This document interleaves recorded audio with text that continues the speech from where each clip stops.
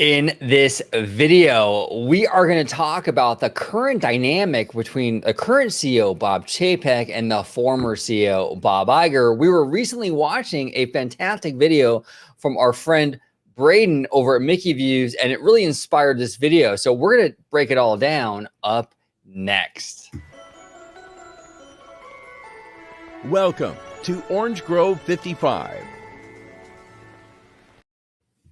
Welcome to another episode of OG55. I brought my good friend, my producer, my collaborator, host of the Freshly Squeezed show here on OG55. Dre, welcome aboard, sir. Hey, I'm I'm just lucky to be here.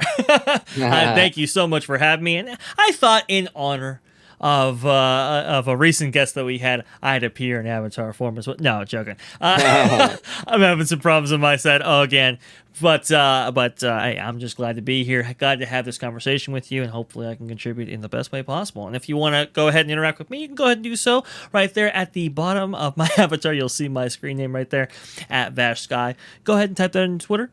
Should pop up just fine. And give me a follow, interact. Great stuff right there. And if you want to see me, well, it's going to be on the channel you're watching right now at Orange Grove 55 at Freshly Squeezed, your source for juicy news and info squeezed fresh right from the Grove. Perfect.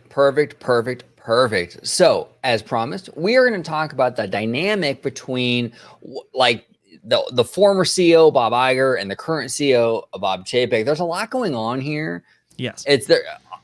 Anyone following the company for any amount of time in the past year and a half, you know there's been some drama in regard to these two men. They are not on speaking terms, and there's been a lot of like just kind of underhanded stuff going on and just a lot of craziness. So yeah, we're going to dive into that, what it means for the company. So Dre, if you want to kind of set the table a little bit, and we'll kind of go from there. Yeah. Our look, friend of the channel, just an awesome content creator, by the way, Braden from Mickey Views over there on YouTube. He had a live stream recently, and look, guys, if you haven't seen that, go there and watch it after this video because it is phenomenal. But there was a lot of stuff being said. It's over 3.5 hours, and I'm telling you, folks, it is as compelling as some of his short form content for sure. But he has a live stream going on. He's walking around Walt Disney World, and he's kind of taking super chats and questions and so forth. And somebody asks him about, Bob Chapek and whether or not, I think the question was along the lines of, is it, is he as bad as people say he is? Is he as good as people say he is? And, Brain started talking about that and got into the discussion of Bob Iger. And obviously, there has, like you said, as you astutely pointed out, there has been a lot of drama, right? There has been a lot of back and forth between these two in their own kind of unspoken ways, so to speak. But it kind of got to a point here recently where Bob Iger started, disparaging the current CEO, saying it was the worst decision in the world and so forth. Anyway, we'll get into all that, but I just want to go ahead and play this audio for the folks at home here, and then we will absolutely get right into it. So here we go. It was John. John, I think I remember what you were talking about. You were talking about Bob Iger and some of the stuff that he did. Yeah, no, I agree. I think Bob Iger is overrated. I think that he was good for Disney stock, but insofar as a creative at Disney, not so great. And he never claimed to be really good at that stuff. He was all about deferring decisions, but I think that there was a lot more creative autonomy taken by his predecessors where they were really hands-on with the creative, and I think that's important. We got some great stuff under Bob Iger, don't get me wrong. I'm not talking about acquisitions. I'm talking about stuff at the parks, like Cars Land. That was during Iger's era. The thing that I really don't like with Iger in terms of the parks creative is that he really turned away from the non-IP stuff. You were talking, I think, John, you were talking about how he was belittling Expedition Everest and how, they don't do nondescript rides anymore. Now it's all around synergy and IP. Yeah, that's just ridiculous.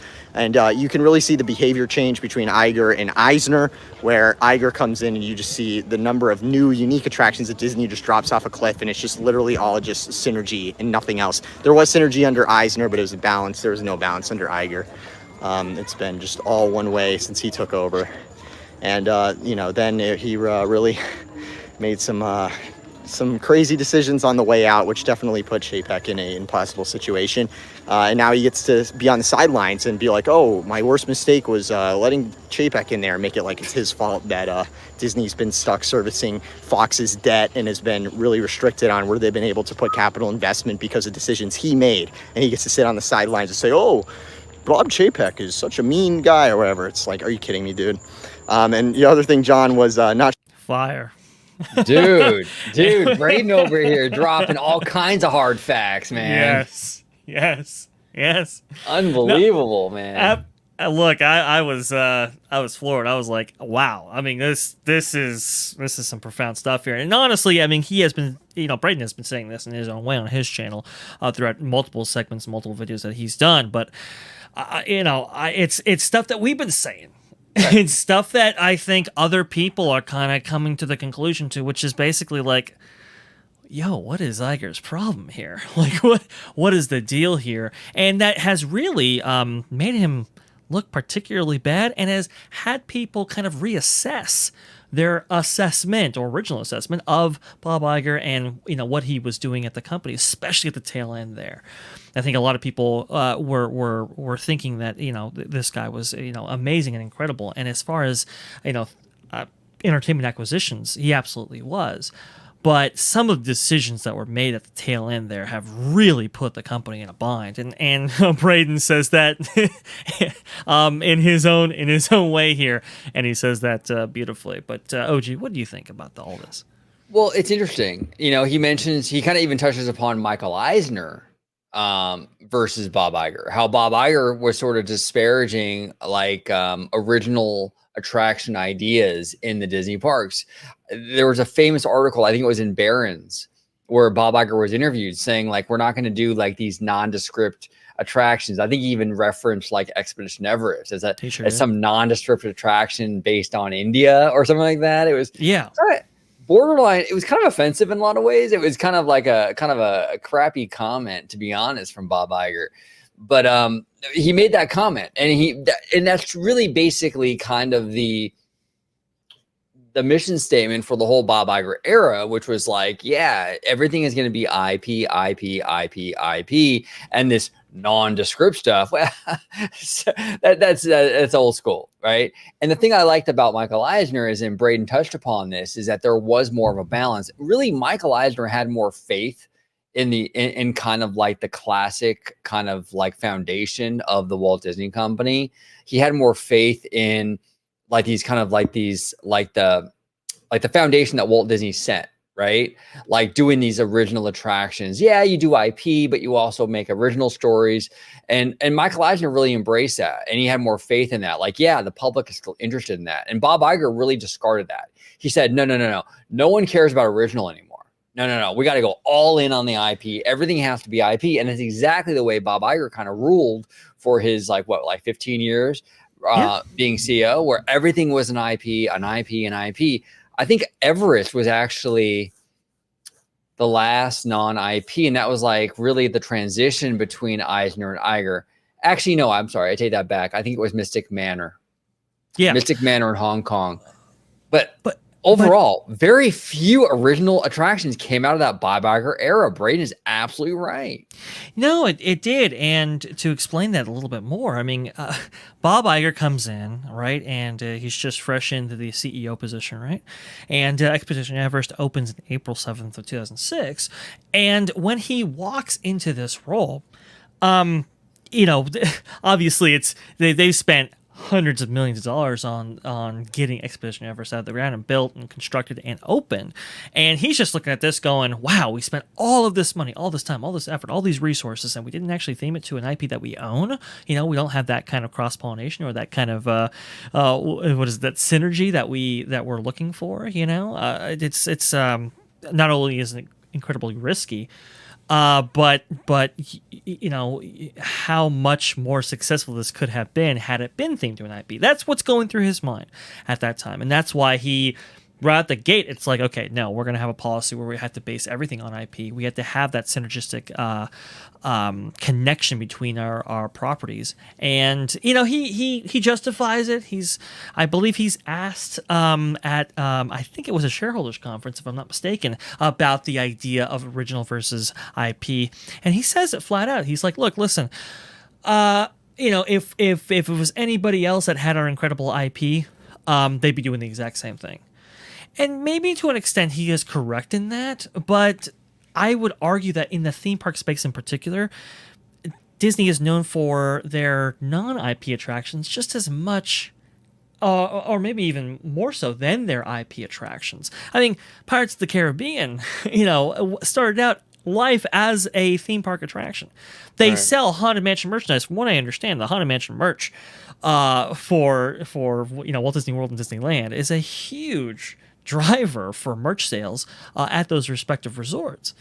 You have had incredible success in this arena, and the idea that you're just going to go ahead and not do anything, I think is a little bit short-sighted. Now, in Hong Kong's particular case, that's a kind of a special kind of case in that there is a limited amount of IP to pull from, in which the Hong Kong populace there will be necessarily receptive to that. So I kind of understand why they went in that direction, but it's like there are a limitless number of ideas that WDI can probably pull off, and to limit it to just what is in house in the vault, I don't know. That's a severe limitation placed on WDI unnecessarily. No, But go ahead. no, you're absolutely correct. You're absolutely correct. And look, I understand the financial end of it, where from an executive kind of perspective, right? You're looking at it going, okay, well, an original idea is risky, because original idea, we can spend a lot of money on an attraction like Mystic Manor or Everest, and it might not land with the general public, right? So it's like that's a huge investment for like really a big question mark. We don't know. Yes. Whereas if you can insert an IP, let's say you make a Frozen attraction or an MCU attraction, Avengers attraction, a Star Wars attraction, you have a built-in audience, right? So I understand the financial incentive. It really does cut the risk by a lot. Yes. But like you mentioned, Dre, astutely, but if you do these original attractions correctly, like Pirates, like Haunted Mansion, you're not only creating a great attraction, but you're also potentially creating a whole nother franchise that can now cross-pollinate into the movies and stuff like that, like Correct. Pirates of the Caribbean did, like Haunted Mansion did. That's the potential there. And Bob Iger said, no, not worth the risk. We're not doing it. We're not doing it.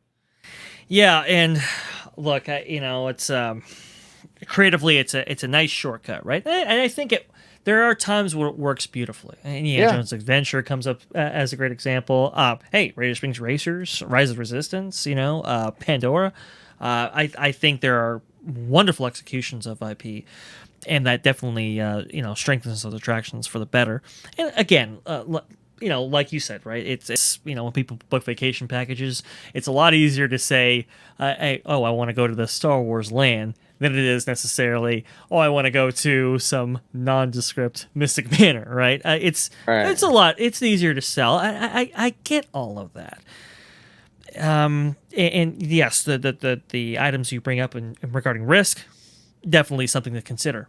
But I don't know, to have a almost like a no tolerance policy when it comes to non-IP based attractions and new additions for the park.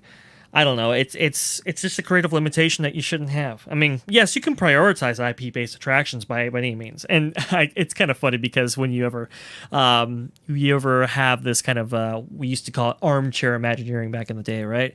When you have people coming up with their ideas of what could be included in these parks, everybody goes to the IP well, which is really funny. Everybody's like, "Oh, we need a Lion King ride, we need this, we need that," even though they're the first ones saying, "Oh yeah, we need original attractions too," but. Seemingly none of that is included in their theme park designs, which is funny. But I think at the same time, though, there are things that maybe don't necessarily lend themselves to IP just out the gate, right? I think like Tomorrowland, for instance, does that really need an IP to get a Tomorrowland idea off the ground? Can we do something that's, you know, futuristic, slick, and that, you know, may hold up over time? I think Shanghai's Tomorrowland is a perfect representation of that. There is Tron inspired styling, but it is definitely its own thing. Right. Even the you know, Jules Vernean Discoveryland, when executed correctly, and not just overlaid onto another Tomorrowland like what happened in 1998. I think is a nice execution of that idea. That's not necessarily IP themed. That does go back to the you know, Jules Vernean stories, of course, but there is more inspiration than just that. So I don't know. I mean, I don't know. It's tough to say now regarding the, you know, the whole Iger, you know, Chapek thing. I think Braden is exactly 100% right on this. And OG, I think we've been saying this for a little while now. The fact that he would come out and try to pin Disney's problems to Chapek directly, which, okay, yes, he is sitting in the seat. I get it. But a lot of those criticisms aren't at all justified when you factor in the fact that he's, you know, Chapek has been saddled with so much of this baggage that really Iger did in the last 4 or 5 years of sitting in the seat himself. It's unbelievably uncalled for, unbelievably unfair, and like our our guest yesterday on WDWPro, or well, might be yesterday, might be a day, depending on when this is premiering, right? WDWPro, which is phenomenal, awesome, absolutely check that video out, folks. It is great, fantastic work. But as WDWPro pointed out, it's, what was the term he used? It was inappropriate, right? And that goes without saying, absolutely inappropriate of a former CEO to say disparaging things. It hurts shareholders. It hurts the board. It hurts you know vision. It's absolutely disgraceful. I mean, just really really not cool. And I think Braden's ire there, you could feel it coming off of that clip. I think it's well deserved. Oh, it's 100% deserved. I mean, first of all, the whole situation, like even in Florida with the Reedy Creek thing, was really that whole situation. The seeds were planted under Bob Iger when he got Disney all wrapped up into politics. Yes. And then by the time Chapes took over, it was like now a big thing. People were saying that, like, the only reason why people were expecting Disney to speak out about the bill was because we had 15 years of Bob Iger getting involved in politics. So now Chapek was left holding the bag, having to speak out against politics, even though Chapek didn't want Disney to become a political football. Absolutely. So it's like, okay, you know, it's like, okay, that was one major thing that was left over, and it makes it look like it's Chapek's fault. And yeah, Chapek did kind of, like, you know, he didn't handle it like the best way he could have, but it's like it was residual Bob Iger stuff though. Yeah. It was like this kind of like this seed he planted, and now Chapes has to kind of deal with it. And the worst thing is, to kind of add insult to injury with this whole situation, is not only did Iger kind of set Chapek up for a lot of problems, whether that be, you know, huge investments in China, which we talked about yesterday with WDWPro, huge investments in China, which now the geopolitical situation has been increasingly not so hot over there. And now Disney has a major resort with Shanghai and all that, right? Not only did he set him up for that, he set him for the politics in the company. Yep. On top of all that, though, now Iger and the people that are loyal to Bob Iger, now they're leaking to the trades, or they're working with the trades to kind of like trash Bob Chapek and kind of even make it even worse. So now Chapek has to deal with the real problems that Iger kind of set up before he left, and the people loyal to Bob Iger sort of like sabotaging him in like the press. It's like Pro said, it's absolutely inappropriate. And again, Bob Chapek is not a perfect executive. This man has done things I do not agree with. Yeah. But he really was dealt the shitty end. Like he was really dealt a shitty hand with this. Yes. I mean, he really, really was. And all things considered, he's doing a pretty good job managing this and kind of being able to kind of like navigate these waters. He's got every disadvantage against him. Yes. And the stock price as of today, $110 a share, which is up dramatically over just a few weeks ago. So Chapes isn't doing that bad, but it really is a shame that the former CEO and the people loyal to that CEO are trying to purposely kind of like, you know, kind of set him up for failure, because I thought we were all on the same side here. I thought we were all rooting for Disney, because that's the thing we all kind of love, and it doesn't seem that way. No, it seems like Iger was rooting for himself, and not just now, but before. Right. And hey, when his interests aligned with Disney, everything went fine.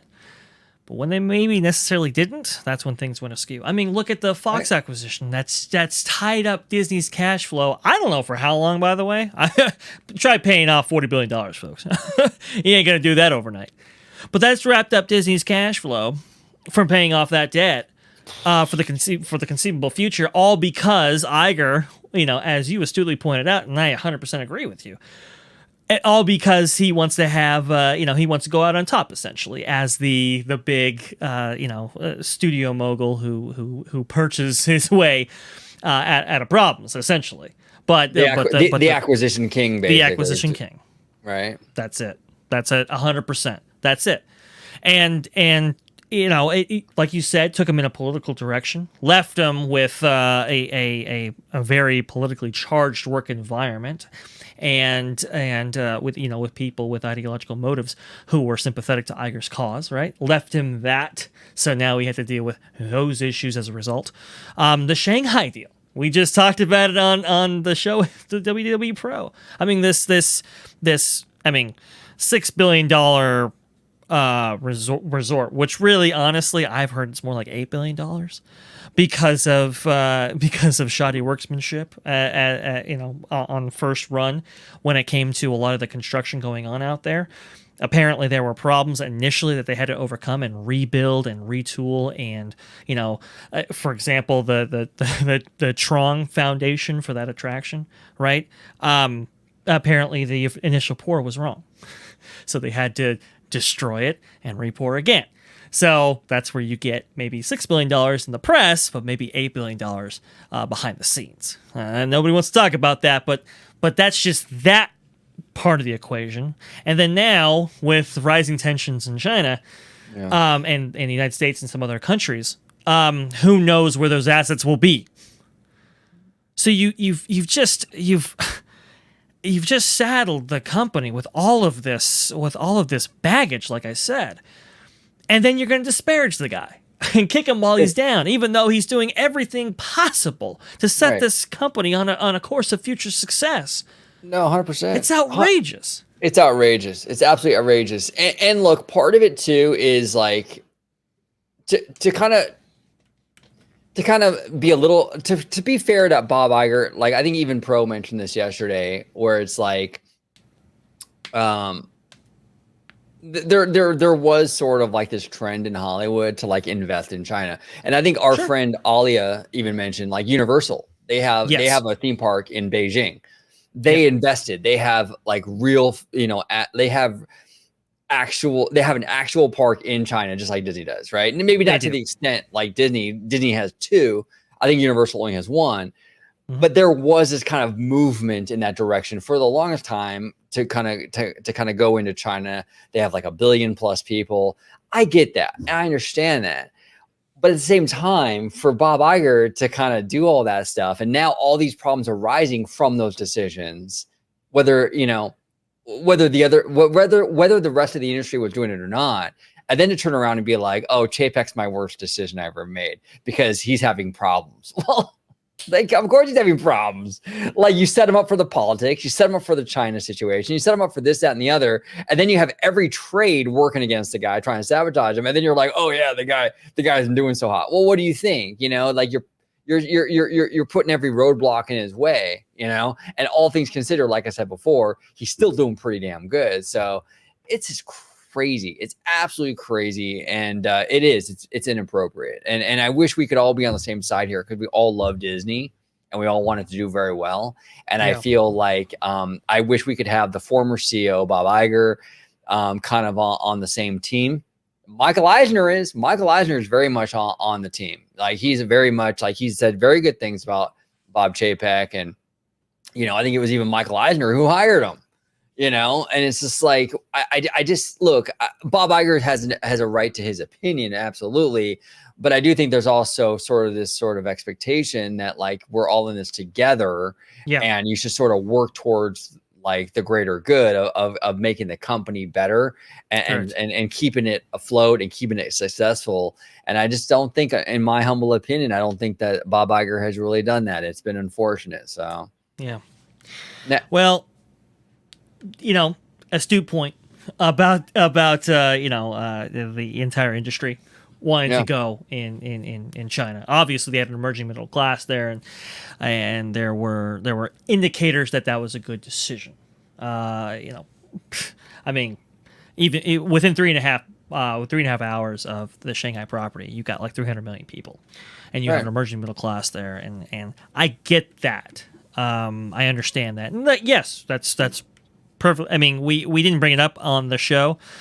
And we do plan on doing a deeper dive into this whole thing in subsequent shows, folks. So don't worry, we will. But Universal having a presence there, right? They will be affected by those things too. Absolutely. Maybe even more so, because from what I understand, Beijing is still under like intense lockdown, which I'm sure has affected their attendance as well there. But at the same time, there were red flags even before then. I mean, from what I understand, getting Shanghai up and running, I mean, they went through, I believe, 4 bouts of different government officials to get that going. That should have told you something. One of them was actually arrested for corruption. Nice. So that's one thing. And then just like Anaheim, huh? Just like Anaheim. Right, just like Anaheim. Well. Oh boy. Well, actually, to be fair, Harry Sidhu hasn't been arrested yet, but that's true. That's true. Well, I will look. I'll say this. Anaheim is nothing compared to provinces in China, and I'll leave it at that, folks. I'll leave it at that. But look, 4,000 people were displaced on the Pudong site for Shanghai Disneyland. Where did they go? What packages did they have? That's a very weird thing. I haven't gotten a lot of answers to that. A lot of the press says, "Oh yeah, no, they were given resettlement packages and all that kind of stuff." Maybe some of them, maybe not all of them. Some people held out. What happened to them? There were red flags there. That's all I'm saying. Especially when I mean, the project had been in the works since 1998. And Bob Iger was there every step of the way to bring that to fruition.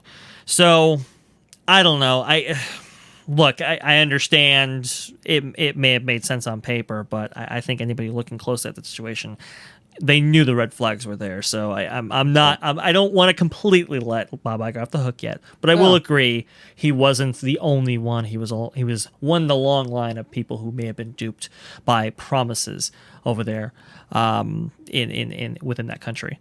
But it's interesting here. It's just to wrap this up before we get to our next topic. I believe you wanted to go ahead and bring something else up too. Yes. To the show, OG. Just wrap this up here. I think it was incredibly tasteless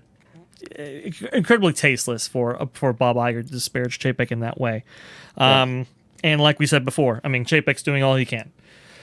Is he going at about the best way possible? I don't personally think so, right? I do have problems with some of the decisions that he's made. I do have problems with how the parks are being run and all those kind of things, right? We've aired those grievances before, but to throw Chapek on the bus, uncalled for, unfair, and like WDWPro said, inappropriate. So I think that's that, and I think our passions reflect the passions as given by Braden. But you had something else you wanted to tell us. You want to set this up here? Yeah, yeah, and it connects back to Braden. I mean, Mickey Views. I mean, this guy, he did a fantastic live stream the other day. It's like 3+ hours, and I was riveted the whole time. I couldn't take my eyes off this thing. It was like he was just kind of fielding questions from his audience, and it was really, really intelligent, well thought out, like analysis of all things Disney. And I want to play this because Magic Keys have been really in the talk, like I don't want to say in the news because no one outside of the Disneyland community really, well, Disney community really cares about Magic Keys. It seems like it's more like our little bubble, but in our little community, it's the talk of the town right now. Everyone's talking Magic Key renewals and even Walt Disney World annual passes, all that stuff. So let's play what Braden says about Florida annual passes, like the Walt Disney World annual passes, and how it might pertain to our Magic Keys, because I think it's actually kind of I think it relates to both, to be honest, what he says. But let's go ahead and play it and we'll talk about it. Very cool. Annual pass update. We have no idea. It seems like they're getting really good renewal rates on the annual pass, and they don't want to have too many of them out there. Disney needs annual passes here at Walt Disney World because the annual pass holders spend a lot of money for the festivals at Epcot and things like that. So there's a financial argument for why Disney needs pass holders and locals to have cheap access to the parks, but they don't need that many people to have cheap access to the park. So they're just restricting it by not allowing too many people to buy it. Another way that they could make the annual pass available again is just by doubling the price or something insane like that, and then they would never have to get rid of the annual pass sale because way less people would buy it because it'd be so expensive. So that's something else that they could do theoretically. But as of right now, I think that Disney is just not going to do much annual pass sales. I think it'll be like a once a year thing, man. Until and they're going to hike up the price. You know they are. They need to keep hiking up the price until like people just stop buying it. You know, they need to find where that price is, because I think it's ridiculous how you can't buy it. People are like, oh, can I buy an annual pass? And Disney's like, no. But then if Disney raises the price and they can keep it on sale year round and it's just harder to get, then people are going to complain that it's too expensive. So Disney's in a total catch-22 there. Right. So that's one thing where, you know, we always talk about, oh, Disney costs too much. They're pricing people out. I mean, that's one area where it's like, I get why it's expensive. In fact, it should be more expensive. And obviously Disney's scared to make it more expensive. So they're just like, we just won't sell it. Yep. Yeah, you know, dude, this kid, like, he's totally right on that, you know. And he was, in the beginning of that whole little clip, he was saying that Disney doesn't need that many annual pass holders to be profitable. I think he says it at the very early on, and that's actually very true. Yeah. Because if you apply that to Anaheim, there's only certain parts of the year where Disney really needs the locals to fill in those gaps. You don't really need a ton of locals during the summer months. So from May until Labor Day, you can pretty much survive on like tourism, you know? Yeah. I would even argue from October until January, you don't really need locals, because it's very much a like a touristy destination at that time. And even the Halloween stuff, like if you want to take, like, let's say Oogie Boogie Bash, well, that stuff is all separate upcharge events. Even if you have an annual pass, even if you have a Magic Key, you're still paying to get into Oogie Boogie Bash. Sure. So they can ramp Oogie Boogie Bash up, make all that money, even without Magic Keys even being a thing during that time period. Yeah. So summer, holidays, you don't really need Magic Keys. You really only need the Magic Keys to fill in those gaps from January until maybe about April or so. Yeah. There's not a huge amount of time on the calendar that they need them. So it's interesting. Like, I agree with him. Ramp the price up, get rid of the monthly payment plan, and then you'll kind of weed everybody out a little bit. And then you just maybe, you know, then you don't have a major problem like you do now. But what do you think, Dre? What do you think about this whole thing? What do you think about Braden's thoughts, my thoughts? Where are you on this? The problem, Disney, you know, classic Disney, they make a new problem trying to solve an old one. You know, and the problem with this kind of supply limited annual pass holder situation is that because supply is limited in the way that it is, it's created more demand than before. I mean, from what I understand, I think it was like Disneyland. What was it? I think it was like I think it was Walt Disney World that kind of had them go live for like 30 minutes or whatever, and in that period of time, the news had traveled so fast that there was 1,000 inquiries to get one. Just within that short period of time, which is astounding. I mean, these things are they're now over $1,000, easily, and yet you're getting that much demand for this kind of product. So now you've artificially limited it. And as a result, you now have even more demand than you had before, which is just stunning. It's absolutely something. When it comes to your suggestion about kind of this, like you said, annual passes not necessarily being required, right? When you have the holiday months or maybe even some of the bulks of the summer months. I do agree with you. I don't think it's like, and I've talked about this before, why give away the cow in those specific high peak times? It just doesn't make much sense, when you're trying to sell by the bottle. It just doesn't.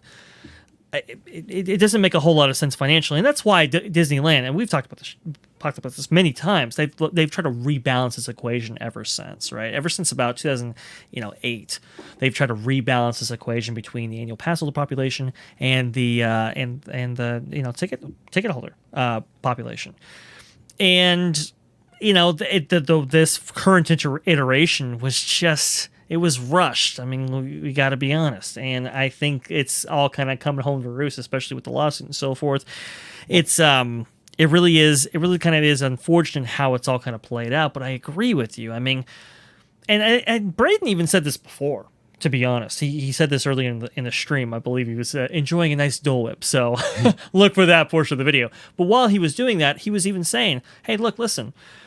The pass could be far more expensive than it is right now. People would still pay it.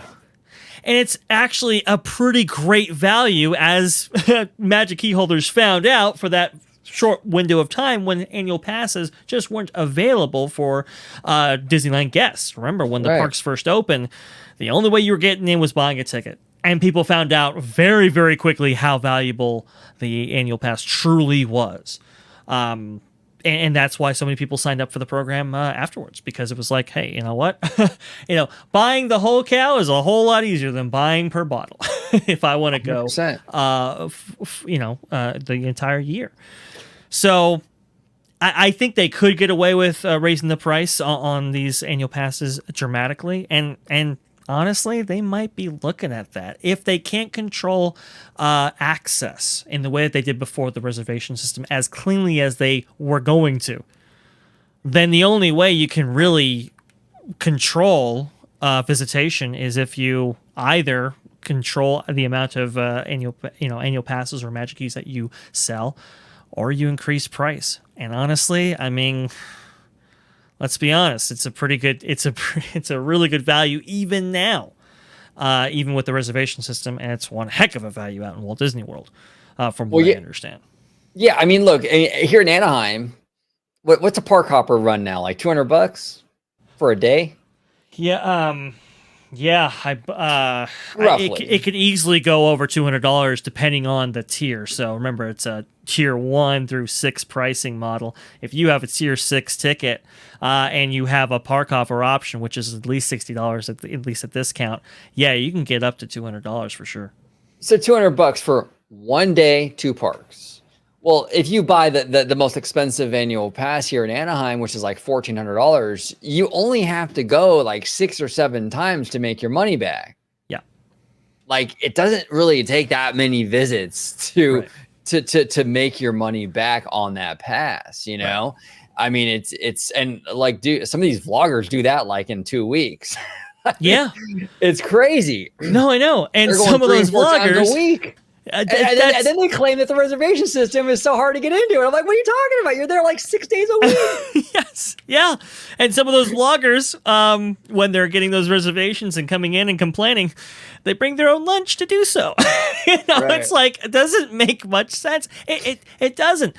We've said this before, but look, there will be annual pass holders or Magic Key holders who will pay, who will spend as much as $2,000 in the entire year that they have the pass. And that's including the pass itself.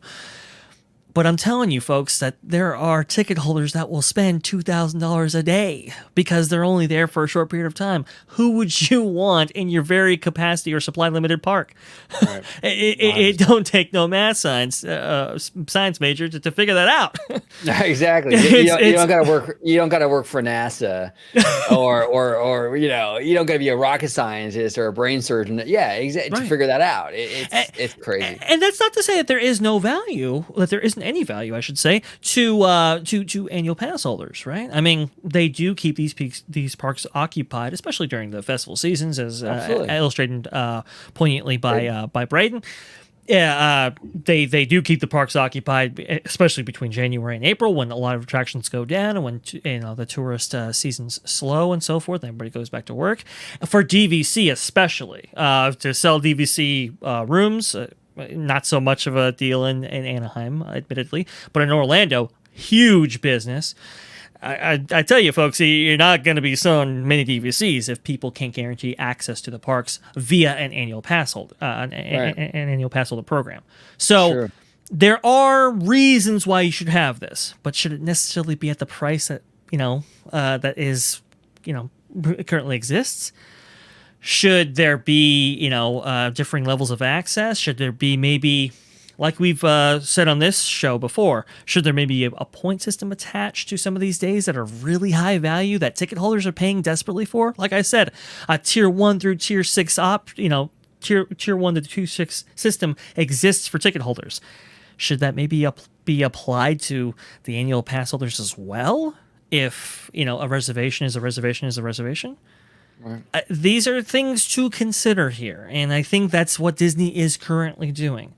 Now, the big rumor, I don't know if this is true or not, but no, go ahead. No, our viewers come here for the insight, The big rumor is that there might be an announcement on this tomorrow. What? I didn't know that. You're breaking this now? No, hey, that's what I'm hearing.